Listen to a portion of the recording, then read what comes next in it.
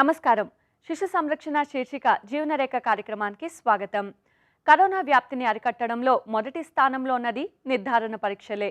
ముక్కులోకి లేదా నోటిలోకి దూదిని పంపి చేసే స్వాబ్ టెస్ట్ల గురించి అందరికీ తెలుసు. అక్కడి స్రావాలను తీసుకొని వీటిని చేస్తారు. అయితే పిల్లలకు ఇలాంటి టెస్టులు చేయడం అంత తేలిక కాదు. పిల్లలకు కరోనా సోకడం తక్కువే అయినప్పటికీ కొన్ని సందర్భాల్లో స్కూల్లో ఎక్కువ మంది పిల్లలకు కరోనా సోకడం చూస్తున్నాం. స్కూళ్లు తెరిచి సాధారణ పరిస్థితులు నెలకొంటున్న ఈ రోజుల్లో పిల్లలకు కాస్త తేలిగ్గా కరోనా పరీక్షలు నిర్వహించే అవకాశం ఉంటే మంచిదనే ఉద్దేశంతో ఆ దిశగా చేసిన పరిశోధనలో శాస్త్రవేత్తలు గార్గిల్ స్పిట్ అనే విధానాన్ని కనుగొన్నారు. నేటి శిశు సంరక్షణ శీర్షిక జీవనరేఖలో ఆ పద్ధతి గురించి తెలుసుకుందాం.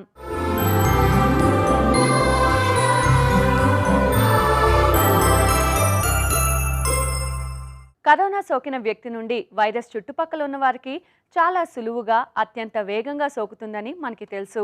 ఈ క్రమంలో ఇంట్లో వైరస్ సోకిన వారు ఉన్నప్పుడు ఇంటిల్లిపాది టెస్టులు చేయించుకోవాల్సిన అవసరం ఉంటుంది. అలాగే ఒక వ్యక్తికి వైరస్ ఉందని నిర్ధారణ అయితే అతడితో సంబంధం లేకపోయినా అతడికి దగ్గరగా ఉన్న వారంతా టెస్ట్ చేయించుకోవాల్సిందే. ఈ క్రమంలో పిల్లలకు సైతం కరోనా పరీక్షలు అవసరం అవుతున్న సందర్భాలు ఉంటాయి. అయితే పిల్లలకు ముక్కులో గొంతులోని స్రావాలు తీసి నిర్వహించే స్వాబ్ పరీక్ష చేయడం అంత సులువు కాదు. అందుకే పిల్లల కోసం గార్గిల్ స్పిట్ అంటే పుక్కిలించి ఊయడం అనే విధానాన్ని కనుగొన్నారు.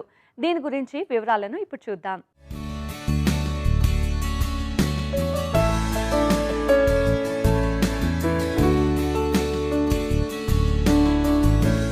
కరోనా వైరస్ వ్యాప్తి, లాక్డౌన్ పరిస్థితుల అనంతరం జనజీవనం తిరిగి సాధారణ స్థితికి చేరుతున్న సమయం ఇది. స్కూళ్లు, కాలేజీలు తెరుచుకుంటున్నాయి. పిల్లలు గుంపులుగా స్కూళ్లకు వెళ్లటం మొదలైంది. ఎంత జాగ్రత్తగా ఉన్నా, ఎన్ని నిబంధనలు పెట్టినా పిల్లల విషయంలో సామాజిక దూరం పాటించడం కాస్త కష్టమే. ఈ నేపథ్యంలో పిల్లలకు మరింత తేలిగ్గా కరోనా పరీక్షలు నిర్వహించే అవకాశం ఉండాలనే ఉద్దేశంతో కనుక్కున్న విధానమే గార్గిల్ స్పిట్ పద్ధతి. ముక్కు లోపలి వరకు లేదా నోట్లోకి దూదిని పంపి చేసే పరీక్షని చిన్న పిల్లలకు చేయడం కష్టమనే ఉద్దేశంతో ఈ గార్గిల్ స్పిట్ విధానాన్ని కనుగొన్నారు. కిండర్ గార్డెన్ నుండి 12వ తరగతి వరకు పిల్లలకు గార్గిల్ స్పిట్ పద్ధతిలో కరోనా పరీక్షలు నిర్వహిస్తున్న దేశాలు ఉన్నాయి. దీనికోసం పిల్లలు తమ నోటిలో సెలైన్ ద్రవాన్ని పోసుకొని 30 సెకండ్ల పాటు పుక్కిలించి ఒక చిన్నపాటి ట్యూబ్లో ఉమ్మవలసి ఉంటుంది.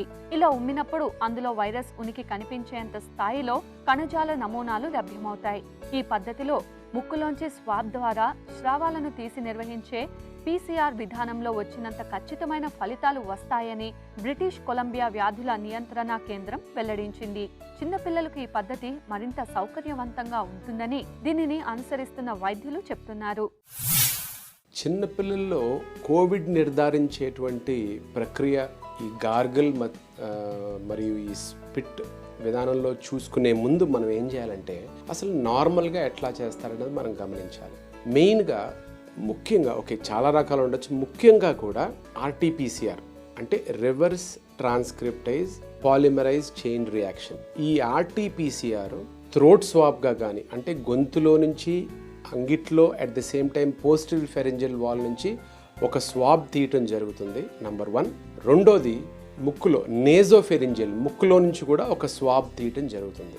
సో ఆ ముక్కులో ఉన్నటువంటిది కానీ లేకపోతే థ్రోట్ స్వాబ్ కానీ ఈ రెండింటినీ కూడా స్పెషల్ సొల్యూషన్స్ తోటి కలిపి అది అందులో ఉన్నటువంటి ఈ కరోనా వైరస్ RNA వైరస్ ఉందా లేదా అని నిర్ధారిస్తారు.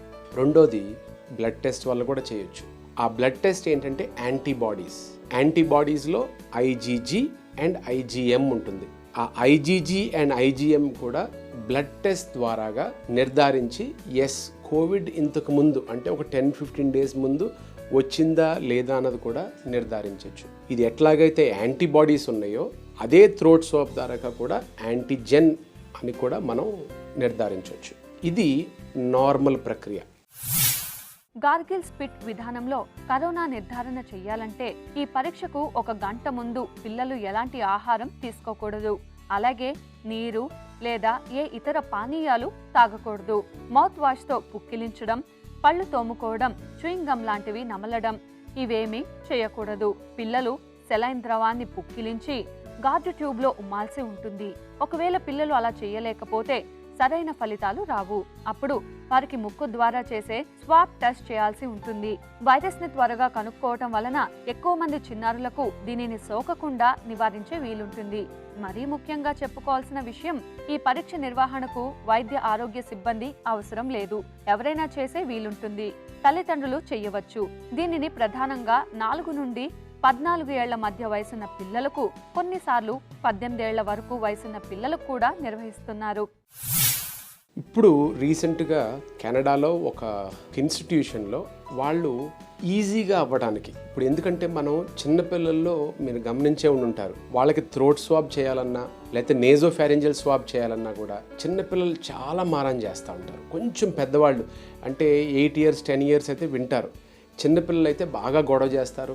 వాళ్ళని పట్టుకుని నోరు తెరిపించడం చాలా చాలా కష్టం. అట్ ది సేమ్ టైం ముక్కు దగ్గరికి ఆ స్వాబ్ స్టిక్ తీసుకెళ్ళినప్పుడు కూడా చాలా రెసిస్ట్ చేస్తూ ఉంటారు. సో చిన్నపిల్లల్లో ఈ టెస్ట్ చేసినప్పుడు నార్మల్గా నా అనుభవంలో కూడా నేను చూసినప్పుడు ఒక్కొక్కసారి అన్ని సిమ్టమ్స్ ఉన్నా కూడా ఆ థ్రోట్ స్వాబ్ ఇనీషియల్గా నెగిటివ్ వస్తుంది. కానీ ఆ సిమ్టమ్స్ ఉన్ని చూసి కాదు ఇది ఫాల్స్ నెగిటివ్ అయి ఉంటుంది, సరిగ్గా తీయటం కుదరలేదు, ఈ కారణం కూడా అయి ఉంటుందని ఒక్కొక్కసారి రిపీట్ స్వాబ్ చేసినప్పుడు మళ్ళీ పాజిటివ్ వస్తుంది. సో దీన్ని దృష్టిలో పెట్టుకుని ఈ బ్రిటిష్ కొలంబియా స్టేట్ ఇన్ కెనడాలో వీళ్ళు ఏం చేస్తున్నారంటే ఉమ్ము ద్వారాగా కానీ ఆ గార్గ్లింగ్ ద్వారా, అంటే మనం పొక్కలిస్తూ ఉంటాం కదా, ఆ నీరు పొక్కలించి ప్లస్ లేకపోతే ఆ స్పిట్ తోటి చేయటం. సో ఎట్లా చేస్తారంటే ఈజీగా ఉంటుందని. యూజువల్గా చిన్నపిల్లల్ని ఈ థ్రోట్ స్వాబ్ చేయాలన్నా ముక్కులో స్వాబ్ తీయాలన్నా వాళ్ళు అబ్జెక్ట్ చేయొచ్చు. కానీ ఈ ప్రక్రియలో సింపుల్గా ఇదిగో ఈ సెలైన్ నీళ్ళు నోట్లో పోసుకొని పొక్కలించి అది ఉమ్మేయటం వలన అందులో నుండి RTPCR test, same RTPCR test చేసి అందులో ఉన్నటువంటి వైరల్ పార్టికల్స్ని పికప్ చేయొచ్చా అన్నది ఒక వినూత్నమైనటువంటి పద్ధతి. అది ఇంకా ట్రయల్ నడుస్తుంది. ఈ ట్రయల్ అంటే మనం తెలుసుకోవాల్సింది ఏంటంటే, ఇప్పుడు ఆర్టీపీసీఆర్ అన్నది గోల్డ్ స్టాండర్డ్ అని అంటూ ఉంటాం. సో గోల్డ్ స్టాండర్డ్ అంటే చాలా స్టాండర్డ్ పద్ధతి. అది పాజిటివ్ వస్తే పాజిటివ్ వచ్చినట్లు లెక్క, ఒక్కొక్కసారి ఫాల్స్ నెగిటివ్స్ కూడా రావచ్చు. కానీ యూజువల్గా ఫాల్స్ పాజిటివ్స్ అన్నది ఉండదు, అంటే దాన్ని గోల్డ్ స్టాండర్డ్ టెస్ట్ అంటాం. పిల్లల్లో జలుబు, ముక్కు కారటం లాంటి లక్షణాలు తరచుగా కనబడుతూ ఉంటాయి. కోవిడ్ సమయంలో ఇలాంటి సమస్యలు పిల్లల్లో కనిపించగానే కోవిడ్ కావచ్చనే ఆందోళన కలగడం సహజమే. పైగా ఎంతగా జాగ్రత్తలు తీసుకున్నా పిల్లలు బయటకు వెళ్ళినప్పుడు నిరంతరం మాస్క్తో ఉండడం, సామాజిక దూరం పాటించడం కాస్త కష్టతరమైన విషయమే. ఇలాంటప్పుడు గార్గిల్ స్పిట్ కోవిడ్ నిర్ధారణ పరీక్ష ఒక పెద్ద ఉపశమనంగా చెప్పాలి. ఇది ఇతర కరోనా నిర్ధారణ పరీక్షల కంటే తేలిగ్గానే కాకుండా ఖర్చు కూడా తక్కువే. ఇది చాలా ప్రభావవంతంగా ఇతర తరహా కోవిడ్ నిర్ధారణ పరీక్షల్లాగానే ఖచ్చితమైన ఫలితాలను ఇస్తుందని, మున్ముందు పెద్దవారికి సైతం ఈ పరీక్షని వినియోగించవచ్చని ఈ విధానాన్ని కనుగొన్న శాస్త్రవేత్తల్లో ఒకరైన గోల్డ్ ఫర్బ్ అన్నారు. ఇప్పుడు చేసినటువంటి పద్ధతిలో ఇంతకు ముందులా కాకుండా, అంటే థ్రోట్ స్వాబ్లా కాకుండా, ఇప్పుడు ఈ స్పిట్ కానీ లేకపోతే థ్రోట్ గార్గ్లింగ్ కానీ అలా చేసినప్పుడు రెండిటికి కంపేర్ చేయాల్సినటువంటి అవసరం ఉంది. ఒకే గ్రూప్లో ఇద్దరికి కూడా కంపేర్ చేసి ఏది ఎక్కువ పాజిటివ్ వస్తుంది అన్నది దాన్ని బట్టి చూసి, ఎస్ ఈ పద్ధతి కూడా మంచిదేనా, ఈ పద్ధతి కూడా equally effective as a throat swab or nasopharyngeal swab అన్నది గమనించి అప్పుడు ప్రక్రియ కూడా ఒక నార్మల్ పద్ధతిలాగా పరిగణిస్తాం. సో అది ఉందా లేదా, ఎస్ అది కూడా ఈక్వలీ ఎఫెక్టివ్గా లేదా అన్నది మనం గమనించాలి. ఇక్కడ కోవిడ్ నిర్ధారణ కోసం పరీక్షని మరింత సులువు చేసే ప్రయత్నాలు ఇప్పటికే ఎన్నో జరిగాయి, ఇంకా జరుగుతున్నాయి. కోవిడ్ నిర్ధారణ కోసం వచ్చిన వారి లాలాజలాన్ని సేకరించి దానిని పరీక్షించడం అనే సులువైన ప్రక్రియను సైతం ఇందుకోసం వినియోగిస్తున్నారు. అయితే దానికంటే కూడా సెలైన్ ద్రవాన్ని పుక్కిలించి ఉమ్మటం అనే గార్గిల్ స్పిట్ ప్రక్రియ మరింత బాగా పనిచేస్తుందని అధ్యయనాల్లో గుర్తించారు. కోవిడ్ విషయంలో నిర్ధారణ పరీక్షలే సగం చికిత్సగా చెప్పవచ్చు కనుక గార్గిల్ స్పిట్ విధానం అందుబాటులోకి రావడం మంచి విషయంగా చెప్పవచ్చు. ముఖ్యంగా పిల్లలకు మేలు చేసే ఈ విధానం అవసరమైనది, ఆహ్వానించదగినది. పెద్దలకు అవసరం అయినట్టే పిల్లలకి కూడా శారీరక వ్యాయామం చాలా అవసరం అంటున్నారు నిపుణులు. పిల్లలు రోజు కనీసం గంట పాటు శారీరక శ్రమను పెంచే ఆటలు ఆడడం మంచిది. రోజు పిల్లలు పెద్దలతో పాటు శారీరక వ్యాయామం చేస్తే పిల్లల్లో కూడా ఒత్తిడి తగ్గుతుంది, వారిలో ఆత్మవిశ్వాసం పెరుగుతుంది. రాత్రిళ్ళు నిద్ర బాగా పడుతుంది. అంతేకాకుండా వారి శరీర బరువు అదుపులో ఉంటుంది. వారి శరీరంలో ఎముకలు, కండరాలు, కీళ్లు చాలా బలంగా తయారవుతాయి. పిల్లలు వ్యాయామం చేయడం అలవాటు చేసుకోవడం ద్వారా వారి ఆరోగ్యం చాలా మెరుగుపడుతుంది. కార్యక్రమంలో ఇప్పుడు సమస్య సలహా చూద్దాం.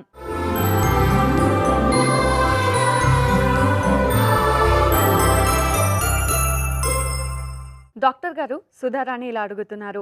మా పాప వయసు 2 సంవత్సరాల 2 నెలలు. పాప 12.5 కిలోల బరువు ఉంది. అయితే పాప ముక్కు దిబ్బడ, దగ్గు సమస్యలతో బాధపడుతుంది. నేను ఇంట్లో ఉన్న సిరప్ వాడాను, కానీ పాపకి ఎటువంటి రిలీఫ్ రాలేదు. పాప ముక్కు దిబ్బడ సమస్య నుంచి బయటపడాలంటే ఏం చేయాలి? సలహా ఇవ్వండి అని అడుగుతున్నారు. సుధా గారు, 2.5 సంవత్సరాల వయసు పాపకి ముగ్గు తిప్పడ, దగ్గు అంటున్నారు. సో ఇప్పుడు మనం ఉన్నటువంటి పాండమిక్లో తీసుకున్నట్లయితే కనుక ముఖ్యంగా మనం చూడాల్సిన విషయము అప్పర్ రెస్పిరేటరీ ట్రాక్ట్ సంబంధించిన అంటే రొంప, దగ్గుతో పాటు జ్వరము ఎట్లా ఉందా లేదా అనేటువంటిది ఒకటి చూసుకోవాలి. రెండోది యాక్టివిటీ, డల్గా ఉంటున్నారా, కాళ్ళు చేతులు తలనొప్పి ఇలాంటి కంప్లైంట్స్ ఏమన్నా చెప్తూ ఉన్నారా, ఆడలేకపోవడం, అంతకుముందు యాక్టివ్గా ప్లేఫుల్గా ఉండే పిల్లలు ఆడకుండా ఒక చోట కూర్చొని ఉండడం, ఇలాంటి సిమ్టమ్స్ ఉన్నాయని చూసుకోవాలి. ఈ క్లైమేట్ చేంజ్ వల్ల అలర్జిక్ రైనైటిస్ అనేటువంటిది ఉంటుంది అనమాట. అంటే జ్వరం లేకుండా కాళ్ళ నొప్పులు, తలనొప్పి, ఇటువంటి ఫ్లూ లాంటి సిమ్టమ్స్ ఏం లేకుండా కేవలం ముక్కు తిప్పడం, అది రాత్రి సమయాల్లో ఎక్కువగా నోస్ బ్లాక్ అయిపోవడం, దానివల్ల నిద్ర లేకపోవడం, సరిగా తిండి తీసుకోలేకపోవడం, యాక్టివిటీ కొంచెం డల్ అవ్వడం, దానివల్ల నిద్ర లేకపోవడం వల్ల ఇట్లాంటి సిమ్టమ్స్ ఉంటే mostly allergic rhinitis, climate changes వల్ల అలర్జీ వల్ల ముక్కు తిప్పడం అనేటువంటి అవకాశం ఉంది. సో ఇలాంటప్పుడు అలర్జిక్ మెడికేషన్ లాంటివి డాక్టర్ని సంప్రదించి యాంటీ అలర్జిక్ మెడికేషన్ వాడడం. అదే రకంగా ఇంట్లో ఏదన్నా అలర్జెన్స్ స్పెసిఫిక్గా ఉంటే కనుక ముఖ్యంగా మనం చూసుకున్నట్లయితే పొగ, దుమ్ము లాంటి ఐటమ్స్ అంటే సాంబ్రాణి కావచ్చు, అగరబత్తి కావచ్చు, కిచెన్లోంచి వచ్చేటువంటి పొగ కావచ్చు, పర్ఫ్యూమ్స్, పౌడర్స్, రోజువారీ ఇంట్లో వాడేటువంటి ఇరిటెంట్స్ దేనివల్లైనా కానీ ముక్కు తిప్పడ, దగ్గు అనేటువంటిది ఎక్కువ అవుతుంటే గమనించి అలాంటి వాటిని అవాయిడ్ చేయడం ద్వారా కూడా చాలా వరకు అలర్జిక్ రైనైటిస్ అనేటువంటిది తగ్గే అవకాశం ఉంటుంది. అలా కాకుండా ముక్కు తిప్పడ, అదే రకంగా దగ్గుతో పాటు జ్వరం ఉన్నట్లయితే కనుక తప్పనిసరిగా ఇప్పుడున్న సీజన్లో వైద్యుని సంప్రదించి దానికి తగినటువంటి మెడిసిన్స్ తీసుకోవడం మంచిది. డాక్టర్ గారు, ప్రీతి ఇలా అడుగుతున్నారు. మా పాప వయసు 3 సంవత్సరాలు. పాపకి ఒక కంటి రెప్ప పైన ఎర్రటి గుల్లలాగా అయింది. మేము పాప కంటికి కాటుక పెడతాము. ఎక్కువగా ఉన్న కాటుకని వైప్స్తో తుడిచేస్తాము. పాప ఆ కంటిని బాగా నలుపుతోంది. దీనివల్ల సమస్య ఇంకా ఎక్కువ అవుతోంది. కాటుక పెట్టడం వల్లనే పాప కంటి రెప్పపైన గుల్ల అయ్యిందా? ఇది ఎలా తగ్గుతుంది? సలహా ఇవ్వండి అని అడుగుతున్నారు.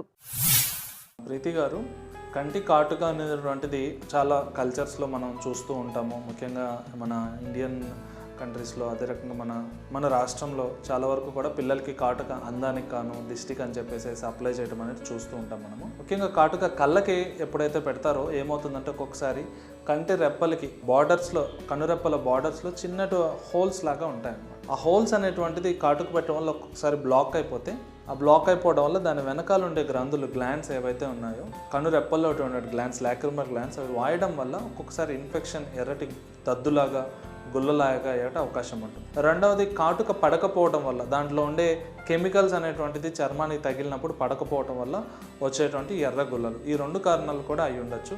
బట్ ఏదేమైనప్పటికీ అట్లాంటి రియాక్షన్స్ ఉంటున్నాయంటే కనుక వీలైనంత వరకు అవాయిడ్ చేయడం అనేటువంటి కరెక్ట్ పద్ధతి. అండ్ కాటుకను తుడవడానికి వైప్స్ వాడడం కంటే కూడా ఎప్పుడు కూడా తడిగుడ్డను వాడటం అనేటువంటిది చాలా మంచి పద్ధతి. ఎందుకంటే కాటన్ వైప్స్లో మనకు ఆల్కహాల్ అనేటువంటిది మనం చూస్తూ ఉంటాం, మనం రెగ్యులర్గా వాడే వైప్స్లో. అది ఒక్కొక్కసారి కంటికి దగ్గరగా ఉన్నప్పుడు తుడిచినప్పుడు ఏమవుతుందంటే అది డిఫ్యూజ్ అయ్యి కంట్లోకి వెళ్తే కళ్ళు మంటబట్టి కంట్లో ఎర్రగా అయ్యేటువంటి అవకాశం ఉంటుంది. కాబట్టి ఎప్పుడైనా కాటుకను క్లీన్ చేయాలంటే కనుక తడిగుడ్డను వాడడం అనేది మంచి పద్ధతి. ఈ రోజుల్లో పిల్లలు టీవీ, కంప్యూటర్, మొబైల్ ఫోన్ వంటి వాటితో ఎక్కువ సమయం గడుపుతున్నారు. దీంతో వారు ఆటలు ఆడడం, శారీరక వ్యాయామం వంటి వాటికి అలవాటు పడడం లేదు. పిల్లల్లో ఈ పద్ధతి మంచిది కాదు. అందుకని తల్లిదండ్రులు పిల్లలను శారీరక శ్రమను కలిగించే ఆటల వైపు ప్రోత్సహించాలి. టీవీ, వీడియో గేమ్స్ వంటివి ఎక్కువ సమయం ఆడకుండా వాటికి ఖచ్చితమైన సమయాన్ని కేటాయించాలి. ఈ విషయంలో తల్లిదండ్రులే పిల్లలకు ఒక మంచి ఉదాహరణగా ఉండవచ్చు. తల్లిదండ్రులు ఉదయాన్నే లేవడం, వ్యాయామం చేయడం వంటివి అలవాటు చేసుకోవాలి. పిల్లలను కూడా వారితో పాటు తీసుకువెళ్తే పిల్లలకు కూడా అలవాటు అవుతుంది. పిల్లలతో కలిసి తల్లిదండ్రులు వ్యాయామం చేయడం ద్వారా పిల్లల్లో ఉత్సాహం పెరుగుతుంది. ఇంకా ఆటలు, పోటీలు పిల్లల్లో శారీరక దృఢత్వాన్ని పెంచి పిల్లలు దృఢంగా తయారవడానికి తోడ్పడతాయి. స్కూల్కి నడుచుకుంటూ వెళ్ళడం లేదా సైకిల్పై వెళ్ళడం చేస్తే పిల్లలకు అది మంచి వ్యాయామం అవుతుంది. డాన్సింగ్, బౌలింగ్ ఇంకా యోగా వంటివి పిల్లలకు నేర్పిస్తే అది వారికి మంచి వ్యాయామంలాగా ఉపయోగపడుతుంది. కార్యక్రమంలో ఇప్పుడు సమస్య సలహా చూద్దాం.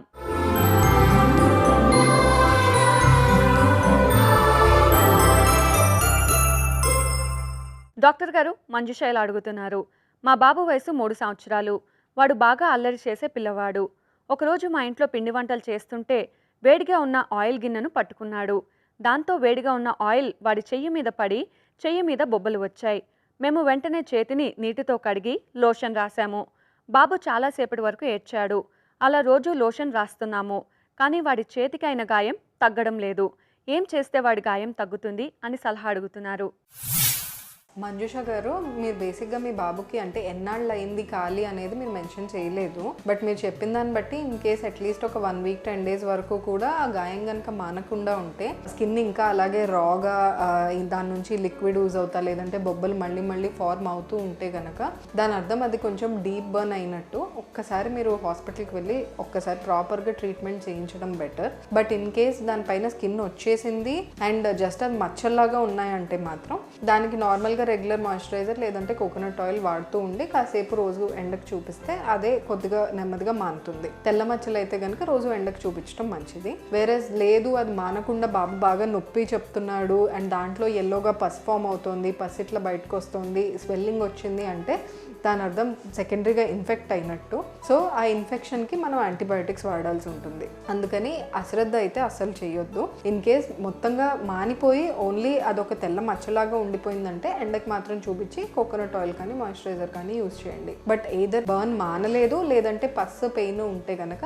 వెంటనే ఒకసారి హాస్పిటల్కి తీసుకెళ్ళి ప్రాపర్గా యాంటీబయాటిక్స్ అవసరమైతే అవి ఇప్పించి ట్రీట్మెంట్ చేయించండి. డాక్టర్ గారు, శ్రవంతి ఇలా అడుగుతున్నారు.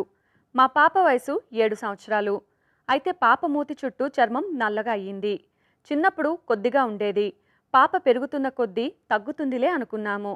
కానీ పాప ఎదుగుతున్న కొద్దీ ఆ నలుపు కూడా పెరుగుతూ వచ్చింది. ఇప్పుడు చూడ్డానికి చాలా అసహ్యంగా కనిపిస్తుంది. దీని కారణంగా పాప కూడా గిల్టీగా ఫీల్ అవుతుంది. ఈ సమస్యకు పరిష్కారం తెలియజేయండి అని అడుగుతున్నారు. శ్రవంతి గారు, బేసిక్గా మీరు చెప్పిన దాన్ని బట్టి నాకు అర్థమైంది ఏంటంటే మీ పాపకి కొంచెం లిప్స్ని ఇలా డ్రై అయిన వెంటనే కొంచెం టంగ్తో లిక్ చేసే అలవాటు ఉందేమో గమనించుకోండి.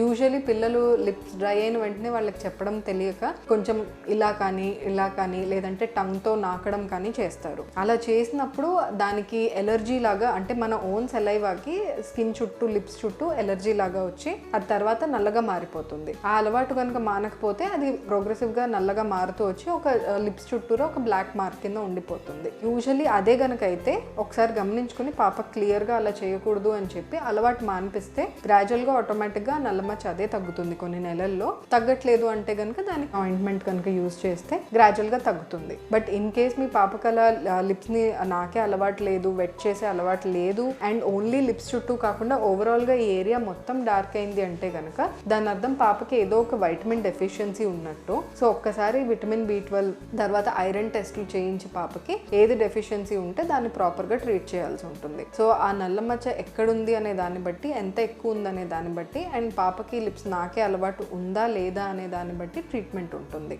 ఒక్కసారి మీరు గమనించుకోండి. ఇన్ కేస్ పాప లిప్స్ నాకుతుంటే ఆపేసి వాజ్లిన్ పెట్రోలియం జెల్లీ రెగ్యులర్గా అప్లై చేసి పాపకి ఇనఫ్ వాటర్ ఉన్న న్యూట్రిషన్ వెళ్ళేలాగా చూడండి. బట్ దాంతో తగ్గట్లేదు అంటే కనుక ఒక్కసారి వెంటనే డర్మటాలజిస్ట్ని కలవండి. పిల్లలు రోజు ఎంత సమయం వ్యాయామం చేయాలో తల్లిదండ్రులు అవగాహన కలిగి ఉండాలి.